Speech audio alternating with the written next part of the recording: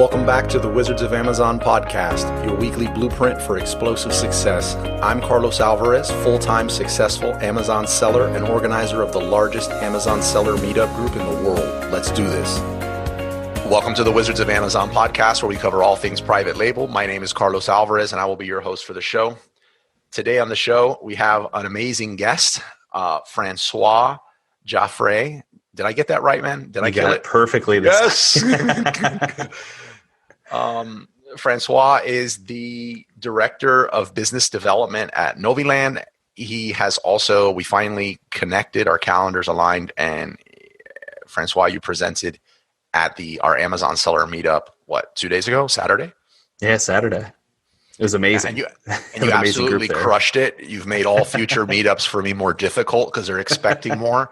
Afterwards, I was like listening to some of this, and besides the meat and potatoes, it was like, wow, that was one of the best presentations, just presentations that we've seen. And I'm like, no one's ever told me that. Like, I've never heard that in the after talk about me. I've never heard that either. Well, you killed it. And I wasn't able to be there for a lot of it because I was presenting in some like Truist small business administration thing prior, but content was amazing. They said the answers you gave were just so anti-fluff that a few times you were just like, no, we don't do that. Or like, it was very crystal clear. You were not like, we solve everything for everybody. Well, I think that's important. Especially in today's day and age where there's so many people out there that are just saying, yeah, make $1 million in 6 weeks and only invest $1,000. And it's like, come on, you got to be realistic. And I think more companies do need to be realistic to their users and to their audience. At the end of the day, it's a two-way road, right? This shouldn't be a transaction. It should be a partnership. And if you start off a partnership with a lie, it's never going to work.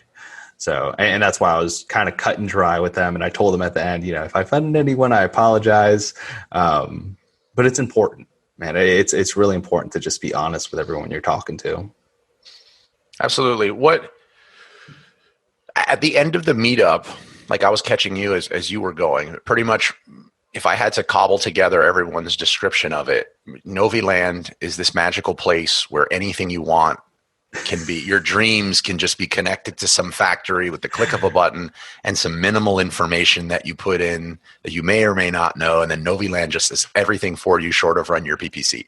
I think there's something missing there. Like, I'm not getting the whole thing.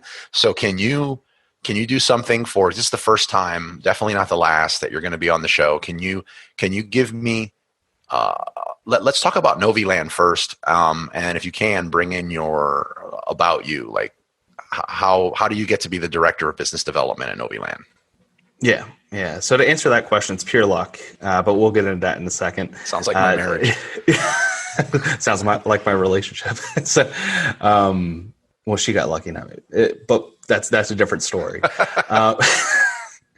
Noviland is essentially a full end-to-end sourcing and supply chain management company, where it's kind of similar to what you said. We do provide actually need a lot of detail about the project. All the way from the nitty gritty in materials and colors. And I'm talking about Pantone colors, not just I want blue. Saying I want stainless steel 3 or 4, not just I want metal. Saying what sort of thicknesses you want, things like that. And so we ask for all these project details and product details up front, and we have RFQ guidelines and checklists for it. But it is kind of what you said. They submit that. We find a factory that's within our network that would match that exact project. Because it's also a huge lie that any factory that can make a bottle can make any type of bottle. They have limitations. They have certain machinery, certain upstream supply chains that they manage. And so not every factory is right for every project. The bulk of the time when you're on Alibaba, the manufacturer probably didn't make that product in the past. And that's why they're, just spitballing some numbers out there. Until they actually make your product, they won't find out your pricing. So we start out with, over 10 factories that we start talking to, get all of our users' pricing. There's a few instances where we just can't. That's sort of where I was telling, on Saturday in the meetup, that we might just not have a factory for you. That's the reality of it. But it doesn't hurt to try. right? It doesn't hurt to actually gather all your specifications, gather all your project details, and it's completely free to get quotes. So if you aren't already getting all of this level of detail to reach out to other manufacturers, then you're doing something wrong. You're not setting yourself up for success there. So after we do the quotes, we obviously handle all sample coordination. All communications are done directly through our product specialist also. So it's a one-on-one relationship between Noviland and all of our users. And then when you place the order, it's super simple. It's like checking out on Amazon. You put the item in a cart. You make sure you review all the specifications, review all the order information, lead times, select your shipping method, things like that. Hit checkout, and then it could be credit card, it could be wire transfer, pay by check, whatever the preference is, I guess, in payments. And then after that, we oversee production, we oversee quality control inspections and reports. So we do gather some of these key quality indicators from our users beforehand in order to inspect them properly. And then logistics to the final destination. So we handle all customs and clearance, import duties, all of that when it's coming to the U.S. Awesome. And you get notifications. So instead of pulling, instead of pulling all your notifications or all your information, which is a huge headache when you're dealing with multiple SKUs, we actually push all the notifications right in the platform. So it's kind of like, you're checking up on your UPS delivery and trying to find out where it is. Now UPS is letting you know where it is. Is there like an app, like you've been connected to a factory, or like you swiping? Are you as a person, like as a user, swiping right, like Tinder factories or something? I wish it was that simple. So we do have, the online platform, which is basically just this tremendous tool that our team has built that oversees the entire process. So you do get quotes. When you get a quote, you get notified via email. Whenever you get a message, you get notified via email also. Keeps everything centralized because you're working with a whole team. So contrary to working with, like, let's say a sourcing agent, where a sourcing agent is a one-person show. They are someone that is overseeing the factory selection, the factory vetting, the sample coordination, export documentation, compliances, all of these different moving parts. We actually have an entire team that works for it. So you have your US-based account manager, make sure that you're happy, make sure your account's healthy. We have the product and factory specialists based out of our Hangzhou and Shenzhen offices. We have the quality control inspectors. We have order managers. And so everyone has their specialty. And that way you can effectively manage all of this. Otherwise, the traditional method of, you were telling me before, QQ and WeChat and emails and sometimes WhatsApp, you're bouncing amongst all these different mediums, right? Sometimes there's a lack of sense of accountability because something gets missed. So you're like, did I send that to them last week? And they're like, no, you didn't send it to me. You go back and check. You're like, was that through WeChat or was it that through email, or where did I approve this invoice? So it gets messy. And so we sort of centralize everything right in that tool. Okay. Two more things. How long has Noviland been around? Like, what's the, I guess, overarching goal of Noviland, and the part about you getting lucky and being the director of business development? How did that happen? Yeah, so we've been around for about 5 years now. We just launched the platform, though, in 2018. Before that, it was more of a traditional sourcing agency where we started to sort of break apart all these different specialties, but it wasn't quite there yet. And so, of course, in talking to all these different companies, and I kid you not, hundreds of phone calls almost every day, just talking to businesses, finding out what they need, what they would like. We built that into a platform, released back in 2018. And our overall goal is really to simplify and streamline supply chain management, mitigate a lot of the risks that traditionally come with it. And that's for any sized company. So where, traditionally maybe a sourcing agency is looking for medium to large size companies, which we kind of were in the beginning. We wanted to open it up to where any single person that is interested in supply chain and manufacturing overseas is able to do that, and that they're able to do it effectively and they're able to do it safely. Second part to that is, of course, to help any business scale up quickly. So where you might have to manage your overall supply chain yourself, whether it's QC inspections, whether it's 15 quotes from different freight forwarders, we take care of all of that in one platform, and a dedicated team that takes care of it too. So I hope I answered that question well. 100%. Perfect. And then getting lucky. Honestly, I was looking for what was it? Yeah, close. We did go to the casino shortly after. I was looking for internships, to be honest, back in the day. And I stumbled upon a post. I think it might have been on Monster or one of those listings. And it was within supply chain. And my background's in industrial engineering. So a big part of that is in supply chain and manufacturing. So I was like, it's a startup. Looks like they're just looking for someone to sort of do some work. And I was like, yeah, works for a summer. We'll see. And two great guys. It was Tom Koval and Chuan Sun, our founder and CEO. And I interviewed with them, and they told me this vision that Chuan had to really make this streamlined and making it risk-free and developing this factory network, and providing this one-on-one service. And I'm a huge stickler for service. So when he started describing all this and the technology that goes behind it, I fell in love.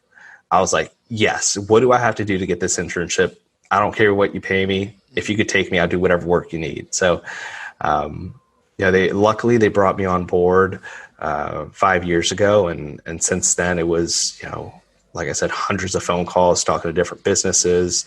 It was working with our IT team to see, what features people really need at that time. And our first version, as with everyone else's first version, it just wasn't the best by any means. It lacked a lot of features that our users could have used or found useful. And so we grew our IT team. We grew out this beautiful platform, which is essentially the second version of it now. And it has pretty much everything that you deal with in supply chain, short of a few features that we do plan on coming out in 2021. But man, you can manage your entire supply chain in one place and do it with a team that actually cares about your business, doesn't just want a sale. None of our, product specialists are pushy with a sale. We just want to give information and let you make the best business decision. And I think at the end of the day, that is the most important thing. You shouldn't be pushed into a sale. You shouldn't be pushed into accepting lower quality. Those should never be the cases. And we strongly believe in that too. 100% agree. Something before I have a ton of questions. Like I'm jotting questions down here as you go with what you said. Beforehand though, I've never met anyone that said my whole life I've been just fascinated by, or I've been really into, is that what you said, supply chain? Like, how long have you been into supply chain, and what about supply chain is just fascinating to you? Well, so supply chain is essentially just a series of processes. Right? It's, you reach out to a factory, the factory makes your product. Now you coordinate with a freight forwarder, and you keep going upstream. You could get to the raw materials. You could get to, who's producing these different parts and pieces. I find processes themselves fascinating. I will walk into a store and I'll look at something. I'll be like, that could probably be done a lot more effectively, but hey, it's your business. And that's one thing that you never really stop doing in supply chain, particularly in supply chain management. And so where you might think the process is as simple as just sourcing a product, shipping it, in between that, there's so many different options, right? What factory am I going to go with? Why am I going to go with this factory? Which shipping option am I going to go with? Is it going to be express air, or is it going to be expedited sea freight? Why am I doing that? Those questions, they fascinate me. And in talking to all these different businesses, hearing their train of thought gets me excited. I talk to every single one of our users, try to find out some of their goals, find out some of their backgrounds, and some of their backgrounds are very interesting. A lot of them being... Do you have a supply chain tip? Like if you could just say one that you feel like most, and since we're talking about Amazon sellers here, what do you have, like one supply chain tip do you feel like most Amazon sellers get wrong? I think breaking out of the B2C mentality is probably the biggest hurdle that I see Amazon sellers have. And that's, thinking that something is easy because it's simple. And so I think lack of preparation, sometimes lack of education, that really hurts them. But I guess the one tip is break out of that B2C mentality. You're not haggling for a single unit now. You are developing a relationship and building out this entire business. I mean, you are now a product manager, you're a marketing specialist, you have to file your own taxes for your business. There's so many steps that go into it, right? It's building an entire business. You are not an Amazon seller, you are a small business. And so I love guess it. I'm seeing why my group was so blown away now. I'm like, send me an invoice. Yeah, let's get it over with. I'm glad you said something about relationships. I want to touch about relationships towards the end here, but we're going to get to it. Some questions about what you said, I just wanted to get some clarity on. So first of all, I understand that the process, and correct me if I'm wrong, but the process of working on to begin doing business with Noviland is you do an RFQ, request for quotation, correct? Right. Isn't that the same name as were you guys modeled that from Alibaba? I loved that process. Like it's very like they have a request for quotation feature, an RFQ feature. Well, it's actually very commonplace in the industry, but they're known as RFPs. Typically, when you're working with more medium to large size businesses, and it's one word that Chuan has heard in the past, and our co-founder Jay Jiang, his wife, actually, they heard a few times in the past, and their background is actually in manufacturing, and their family's own manufacturing operations. So they're familiar with it. They came with a lot of experience in supply chain, so they just sort of built out the RFQ feature there. A lot of people don't know what it is. I always forget that people don't know what it is, and I'm glad that you said it's request for quotation, because I'm like, man, just submit the RFQ. Yeah. I'm like, well, what the hell is an RFQ? And I don't blame them. It's not. Again, it's all about education. You don't know what you don't know until you actually do it. Yeah, I noticed from when I started using a request for quotation feature. I'm going to use Alibaba because I've not had the opportunity yet to do it on Noviland, but. I used to go in there and I used to put the bare minimum amount of information just to get it submitted so that I could find my factory. And then I kept getting frustrated because I was like, how can there not be a factory for what I want? And then it just so happened there was like a blog article and it was breaking down specifically like the request for quotation feature on Alibaba. And this was just like a ton of information that was in this person's, and the product just happened to be a nearly identical product to what that he used in the blog than what I wanted to source. So I literally went back, and the person referenced thousands of hits. And I was like, thousands of hits? Like I got 3 and they were offering me like a sex toy and not even the product I was looking for, right? And so I went back and I just copy pasted literally exactly what that person put into the RFQ, and I literally did get thousands of hits. So what would you say to, like, if I wanted to search for a rifle bag and I was using Noviland and I just put, like, I added a picture of the rifle bag and I was like a zipper and over the shoulder handles and whatever those clips are that you can like put one of your clips at the end. Is that enough? God, no. And I see, if that's what you put in that first RFQ, that's why you only got 3 hits. I mean, a factory would look at that and be like, man, this guy has no idea what he's talking about. There's a few reasons that we would say, hey, this isn't quality. For starters, you're not including the material in it. You could go with the cheapest material, let's say, I don't know, something that you get from those reusable grocery stores, one of those bags. Mm-hmm. You can use that. How large are the handles? Where are the handles going to be positioned? What type of zipper? Do you need any extra components within it? What sort of stitching would you want the zipper to even be? What sort of weight does it need to hold? I think how do you suggest someone goes about that? Like, so say my friend sees the rifle bag of a competitor of his, and he's a big rifle enthusiast, and he wants to get into like his own rifle bag.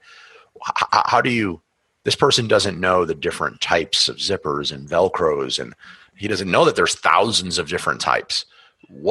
How do you suggest somebody approach that? And what is important information and what is not?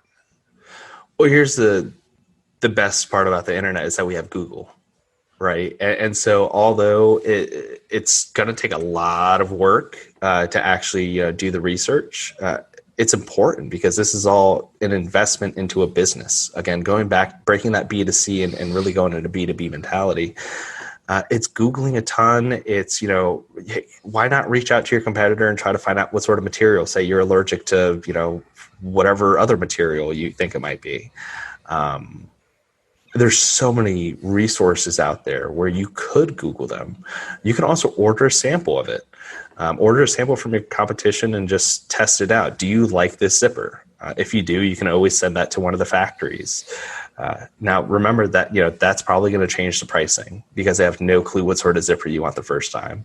And the way that I see sort of pricing trending is that factories are going to either try to highball you because they don't want to work on your project, or they'll give you the cheapest one possible because all they hear is the biggest cliche in the world in supply chain. I want the best products at the best price, or I want the best quality at the best price.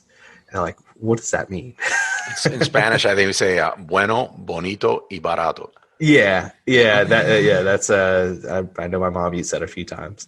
Yeah. And but it's important to actually figure this out. I mean, you can go to probably Cabela's, you can go to so many different websites where you can pick out different parts of the technical specifications.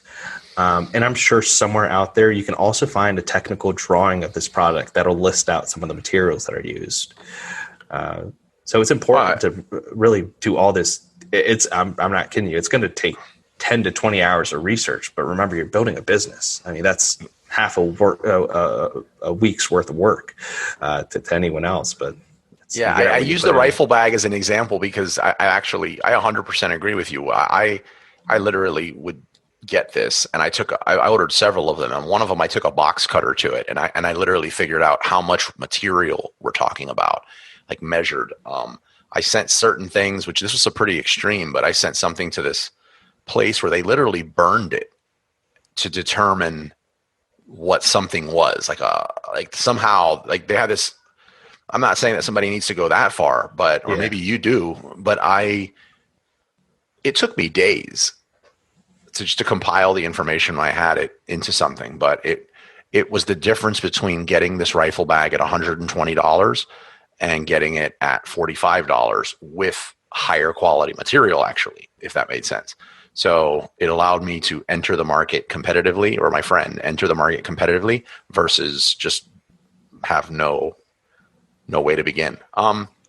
What do you have a feature that does Noviland work? Like if I send an image and I'm like, this is what I'm looking for, and then Noviland looks at it, or you must first put in the specs? You have to put in all the specs. And we don't expect anyone to be product experts. So we do have an RFQ checklist, and I will send it to you. Specific to the product? Like if I'm like rifle bag and then there's a checklist for rifle bags? No, but it has the basics that you should be looking up. So it has, like material, color, dimensions, and I'm not talking about material just for the bag, but it makes you think, okay, now what sort of material for the zipper? For the caliber that you're talking about sort of attaching on, how much weight should that hold? So it's not meant to necessarily be a individual and particular RFQ checklist. It's supposed to inspire you to think, what else is going into this product? Now, aside from that rifle bag, how are you getting that packaged?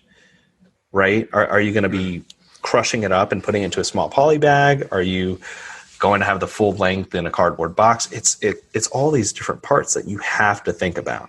Otherwise, you shouldn't even get started to begin with reaching out to factories. What if I don't know the metal type?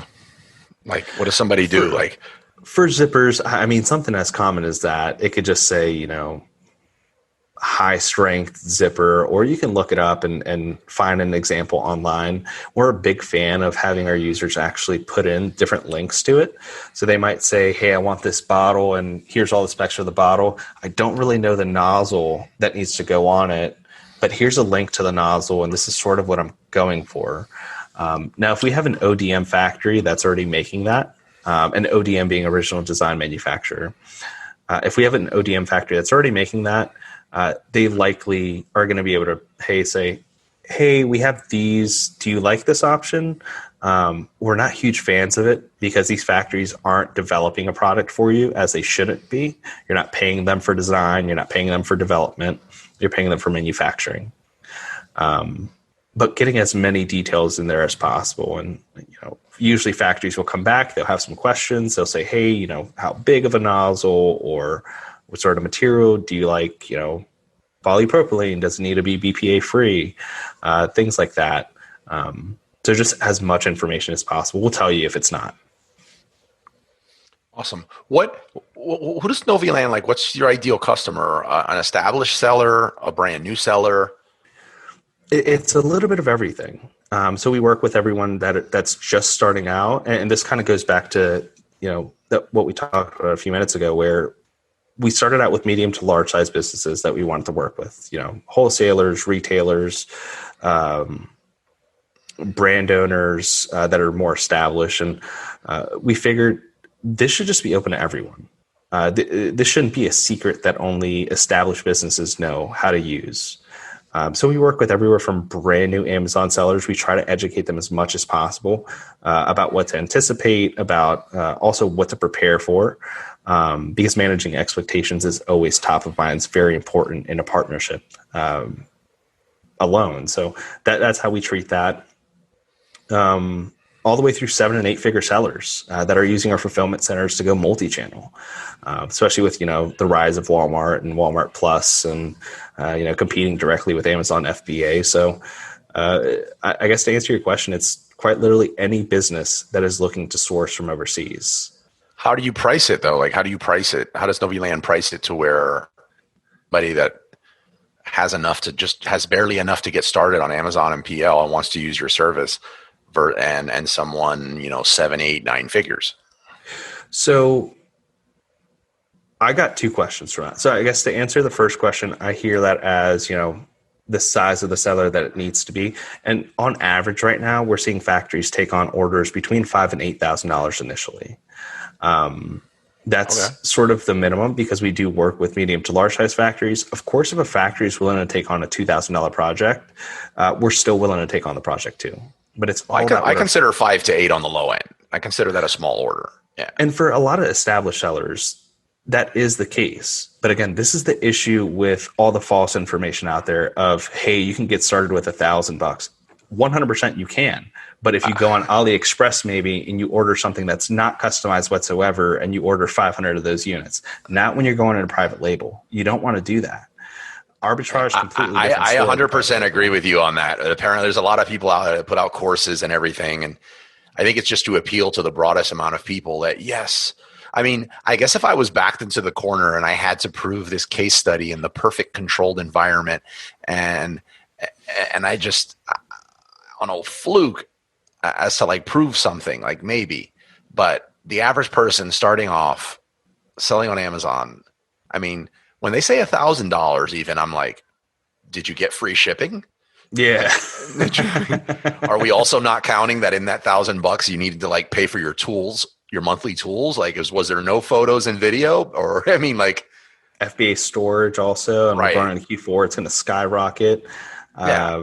There's some, I would say you should start out with no less than $10,000. If you don't have $10,000, and I would even go so far as to say 15 and 20, because you need to be able to reorder those products. Otherwise, you're spending all this money on marketing. And then I agree. I think like a safe spot almost is whatever your budget is, you should spend maybe a maximum of 35% of it, 35, 40%, right in there on inventory, because you need like another third to operate and another third to reorder, so you don't run out of stock. So yeah, it's like, so if you have $1,000, what are you like? $300 gets you free shipping, a product detail page, and everything. Yeah. And also on that point, you're spending $1,000 on inventory. What quality level is that inventory? Are you Right. going to be successful after that? How many, returns are you going to get? What sort of reviews are you going to get? How's it going to affect your seller account? I mean, there's so much more that goes into being cheap.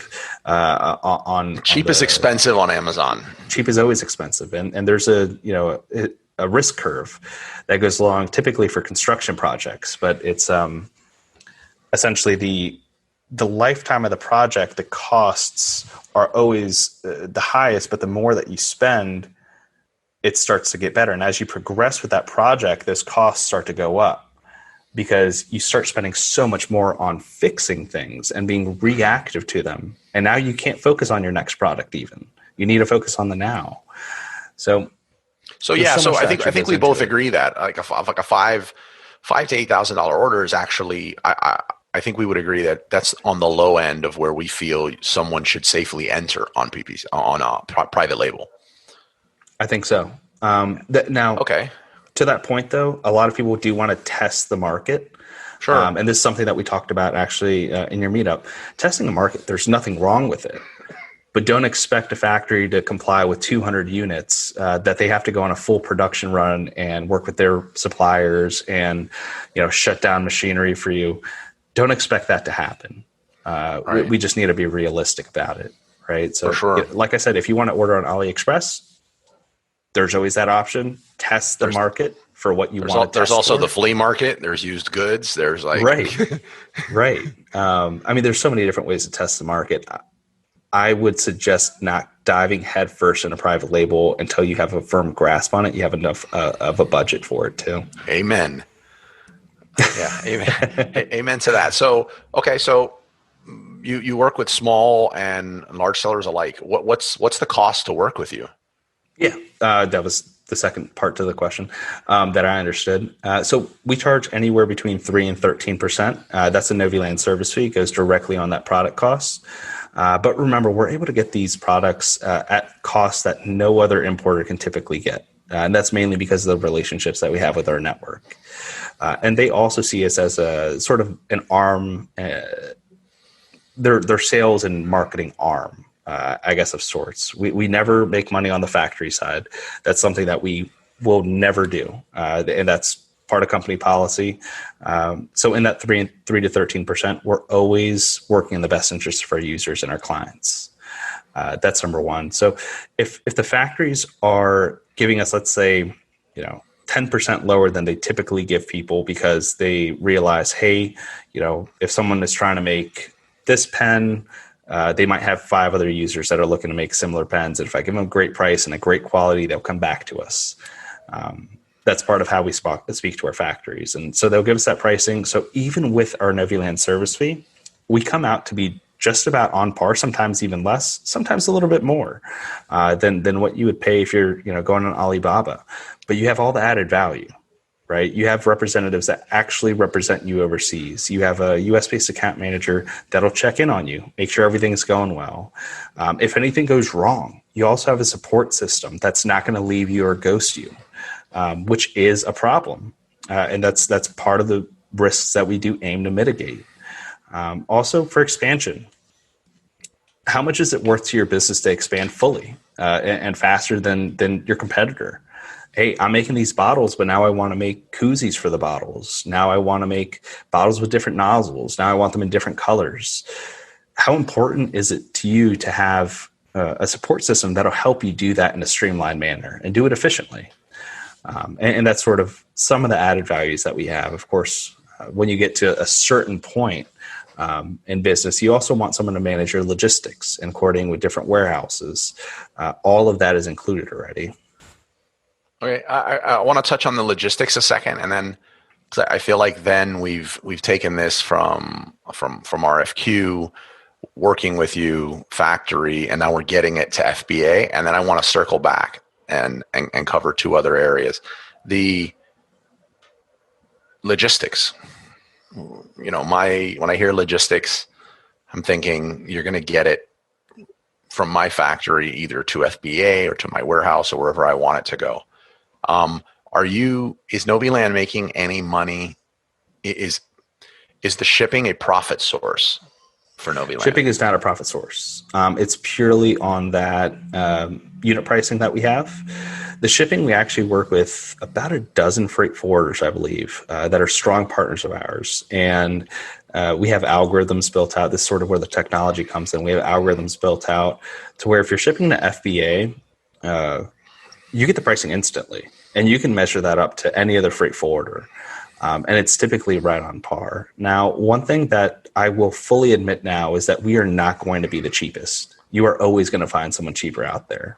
But that's the same for any logistics company or any freight forwarder. You're always going to find a cheaper alternative. But again, once you're scaling up, or this especially is beneficial to anyone that has been doing this for a while, such as yourself, it's what level of transparency will you have into your shipment, and what level of service will that freight forwarder provide to you? So that goes through our logistics center. We actually prep it for FBA. So we make sure all the cartons are well packaged, that all the weights and dimensions are exactly what they were initially, that the unit labels are all properly put on, that the master carton labels all have the right labels on them, that it's palletized correctly, given FBA requirements. And then we ship it off directly to FBA. What recourse would I have if that was wrong? Like if the pallets weren't done right, and on the other end, I'm dealing with FBA drama and it's costing me money. Like Yeah, you would just reach out to us. Let us know. I mean, this is really the key difference, right? Where you might be working with a supplier or a freight forwarder, they might shift accountability on each other. One might say, no, I left it perfectly. The other might say, no, I had to prep it, but it's still wrong. So there's never that single source of accountability, whereas with us, you do have that single source of accountability. You can talk to one person, your account manager. They'll make sure that everything is rectified and whatever the best solution is to you, whether that is, hey, we have to pull it back to our fulfillment center here in the U.S. and inspect it and palletize it correctly. That could be an option. Whatever the case may be, we will end up working with that.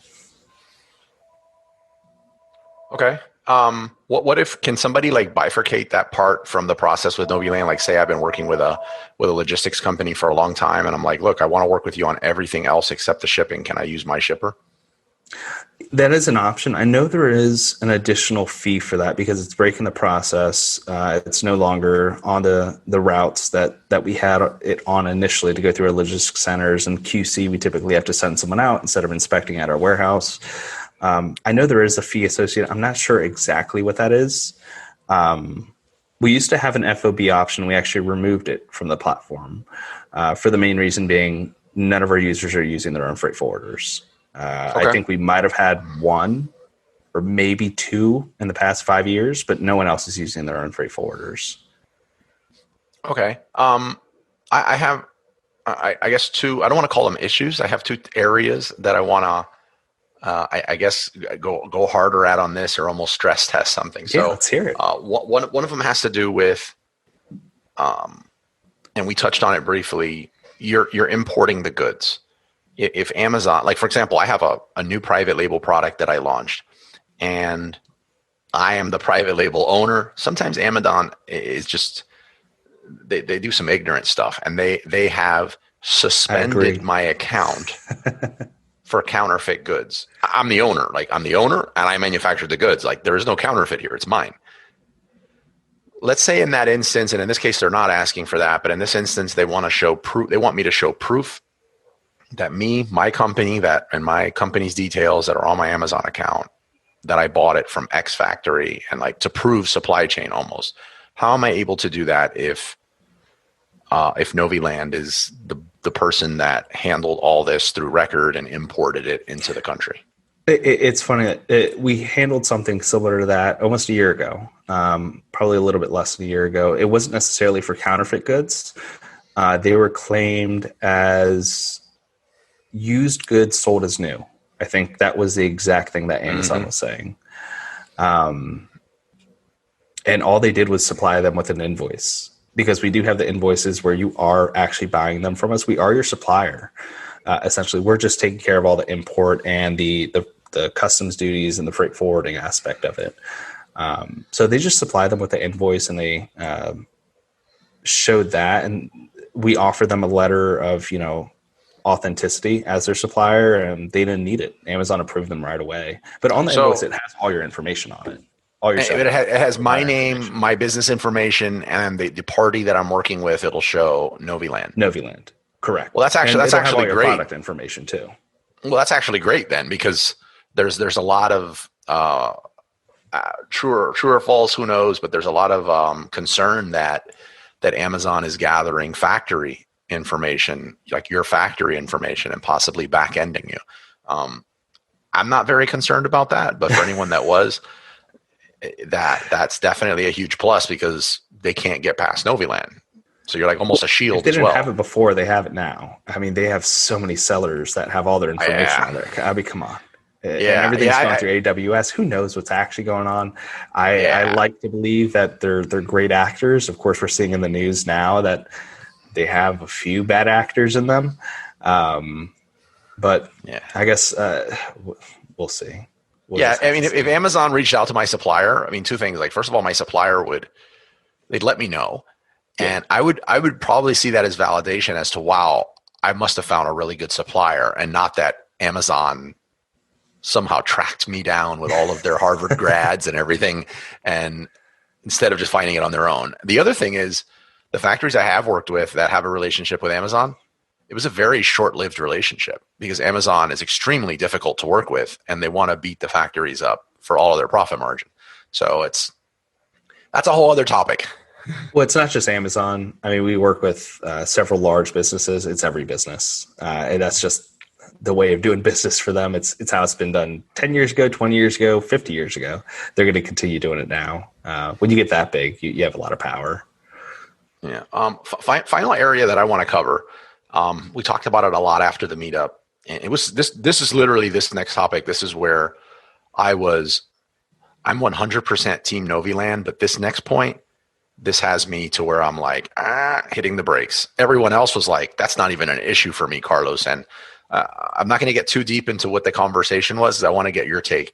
And it boils down to Guangxi, or I'm sure you're familiar with it, but just building relationships, building the actual relationship with the factory. I've put out podcasts before, and I know you guys are not, I don't want to put you in the same bucket, if you will, as a sourcing agent, because you're a lot more than that. However, I've told people, like, look, sourcing agents are not created equally. One thing I can tell you for sure, if a sourcing agent is not, like, if they're not giving you direct access to your factory, you fire that sourcing agent. Like, I've just said that for so long that it would be weird if I didn't call this out now. And it's like, I'm not going to be able to reach out to my factory. I'm not going to be able to build that Guangxi. What do you think about that? Because you obviously feel that relationship building is important, because you've built out a network of relationships. Right. What do you think? What's Noviland's take on that? Yeah, so it's something where we do have a few of our users, and we have a lot of our users that ask about it, about, let's say, visiting the factory, particularly those in Australia, because they're so close. In the past 5 years, there is less than a handful out of hundreds of companies that have asked that have actually tried to visit a factory. Less than a handful in the past 5 years. And so this is a question that we get fairly often, hey, can I visit them? I really want to build a relationship with them. But they're really more focused on building their business than they are a relationship. And so, where you might see building that relationship as the most important thing to you, because you want to hold that control, which is very, it's a very respectable decision. And not a lot of people are willing to do that. We already have the relationships, right? So we talk to the factories and we let them know, hey, we understand that, your factory owner does not speak English, and that your salespeople are not comfortable with, some of the questions that they get, and that they just can't provide the service levels that some of our users are willing to do. And likewise, some of our users think that they're sourcing pros and that they're negotiating masters. And the reality of it is they probably aren't. I mean, it takes a very certain time. I'm not a master at it. I mean, it takes a certain type of person that understands the business culture, that understands the manufacturing process that go behind it, that's able to say, I understand why that price increase came up. but what can we do about this in the future? Not someone that says, no, I'm not going to accept that price increase. You're actually going to give me a lower MOQ with 5% less, and it's going to be take it or leave it. We've seen that a lot. And so all the relationships do matter. They matter 100%. That's the reason that we have such great relationships with our factories. It depends on who is building that relationship with who. So it's something that you sort of talked about before we started this, but all of our users are very much building a relationship with Noviland. We very much believe in all of them. We will support them in any way, whatever problems that they come up with, or a lot of times I get phone calls about product ideas, and they're just like, hey, do you think, you guys are able to do this because I have sold this product and I think it's a great complementary product. I'm like, yeah, shoot it in the system. Worst case scenario, we give it our best try and we don't have the right factory for you. What happens though that if things are going great and for whatever reason you guys stop liking me or I stop wanting to work with you, like how do I continue my relationship with this person that's been manufacturing my goods for years? Well, I guess it's the same as, what would happen if your factory wanted to stop having a relationship with you, right? And what are you going to do then? Now you have to actually start sourcing an entirely new factory. So you're going through searching, you're going through vetting, you're going through communications with a dozen factories, quotes, negotiations, samples. So you're going through this entire process, whereas we would actually handle that for you. So we hold on to that relationship. We very much respect that you want to visit them. We will help you visit them if you actually are visiting. We'll help with logistics and coordination, and obviously having a Noviland product specialist there that can translate everything. Because we're typically working with factory management, and most of them, just the reality of it English is they don't speak English. So good looking. Yeah, and it's also a very different way of talking. Some of the factory ownership are very cut and dry. No, I will not do that. And again, which may mean yes if you do this, right? Yes, but you don't know that until you actually understand the culture, right? And so we have the experts that actually understand that, and they all have their specialties. And so, yes, relationships are important. But I guess to answer your question, it's the same as building a relationship with anyone else. Hey, what happens if I lose this supplier? Now I have to find a new one. Now we're not in the business of cutting off relationships with anyone. No, it definitely seems like a win-win. I can see from your guys, from your side for the business, like the more value, the easier you make it for me and the more money I can make, the more likely I'll never leave this relationship because it's making me money with Noviland. And as long as I stay with the relationship, you make money. So it's nice, like how that's set up. Also, I have to say, like, even though I think my exact words were, you know what, I love Noviland, but not having the relationship is a kill card for me. I think that was my exact words. And then at some point, Karan in my group said, but Carlos, you are building a relationship. You're building a relationship with Noviland. And that chopped me off at the legs. Like that was like, and it's 100% I'm gonna right. have to steal it. I'm gonna have to steal it. Yeah, totally. Thank Karan for that in the group. Karan, I will. Yeah, you got to thank him for that, because that stopped me in my tracks on really that part, because truly that's what it was up until that point. Like I can't build a relationship with the factory. Then you guys are someone I'll recommend to everyone, and I love you guys, but I'm just not going to work with you. But when he said that, it was like, yeah, like I am building a relationship, probably an easier one to build than management at some random factory that I found wandering around Chaozhou, right? Like, so it's, I think that's amazing. Like I look forward to working with Noviland personally now. I very much hope so. yeah, definitely. And so does like everyone in my group. That was an amazing presentation. So thank you. We got sidetracked so many times, but I'm glad that's my group. That's like the beauty of a group like that. Instead of having like this stale webinar with a bunch of slides, like I personally prefer that, like that people get to ask questions and engage as we go. But don't worry. I think my group's going to kill me if I don't bring you back. So like you'll be hearing from me soon there. I want to keep this episode relatively digestible on a trip. If we keep going like this, though, it's going to take like from here to Orlando, from Miami to Orlando to do it. So let's wrap this up here. But before we go, before I start asking you my number one question here at the end about books, how can people get a hold of you, like to ask questions that I didn't ask, to learn more about Noviland? I can say to anyone listening, if you want to access the presentation that that Mr. Francois here has presented to my group that just blew everyone away. You can go to meetupeventrecordings.com and you'll be able to access that. But Francois, how do people get a hold of you? Yeah. So to start, actually, I wanted to thank you and your group. You guys were amazing. I had some great questions in it. So thank you guys for that. But to get a hold of us, easiest way is definitely Facebook. First, like and follow our page, obviously, right? It's facebook.com/Noviland Inc. INC. And just shoot us a message. We have our entire team that's on there that can answer a question at any time. So Facebook is definitely the biggest way. We're always, releasing new supply chain updates, writing new blogs that are more educational than salesy. Instagram's another great way. We do get some DMs on there, so that's also at Noviland Inc. So those are the two easiest ways to get a hold of us. Other than that, we have our phone number posted on our website. We're not trying to hide. Anyone can give us a call. So it's, it's right on our website. Just go to noviland.com and phone number's right there. Francois, thank you so much. That was amazing. And yeah, the honor's mine to have you as a presenter in my group, as well as being a guest on the podcast.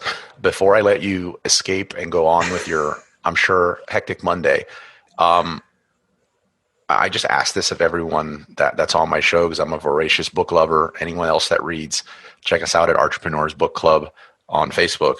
We read one book a month. It's entrepreneurial, and we discuss it at the end of the month. But I feel that I get to know someone better when I know the answer to this next question. So you ready?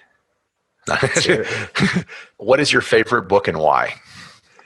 I have two, but the one that I'm reading right now, I find the most interesting, maybe because I'm reading it a lot now, but it's recency bias. It's called Blitzscaling by Reid Hoffman, the co-founder of LinkedIn. It's a phenomenal book. So many different case studies and insights into how to actually scale business, and seeing these different companies sort of grow from nothing to something, I find tremendously